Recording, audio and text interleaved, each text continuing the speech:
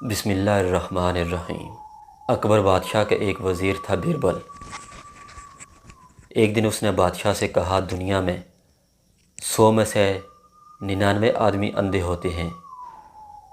بادشاہ کو اس کی بات پر حیرت بھی ہوئی اور غصہ بھی آیا، اور حکم دیا کہ اپنی اس بات کو ثابت کرو ورنہ سزا کے لیے تیار ہو جاؤ۔ بیربل نے کہا، حضور حکم کی تعمیل ہوگی۔ اگلے روز بیربل شاہ رائے عام پر بیٹھ کر چارپائی بننے لگا، اور ایک آدمی ساتھ بٹھا لیا جس کو حکم تھا کہ ایک فہرست اندھوں کی تیار کرنی ہے اور ایک دیکھنے والوں کی۔ ایک آدمی آیا، اس نے کہا، بیربل کیا کر رہے ہو؟ بیربل نے اسے جواب دینے سے پہلے اپنے معاون کو کہا، اس کا نام اندھوں میں لکھ دو۔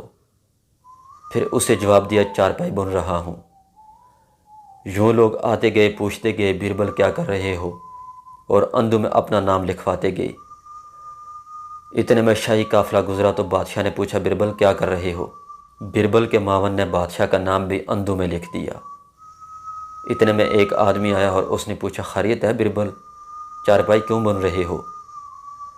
بیربل نے معاون سے کہا، اس کا نام دیکھنے والوں میں لکھو۔ اور پھر بادشاہ کی طرف متوجہ ہو کر کہا، عالی جناب، فہرست دیکھ لیجئے جس میں آپ کا نام بھی شامل ہے، کہ سب لوگ یہ دیکھ رہے تھے کہ میں چارپائی بن رہا ہوں، لیکن انہیں اپنی بصارت پر یقین نہیں تھا۔ گویا اندھے تھے، اس لیے مجھ سے پوچھتے تھے کیا کر رہے ہو۔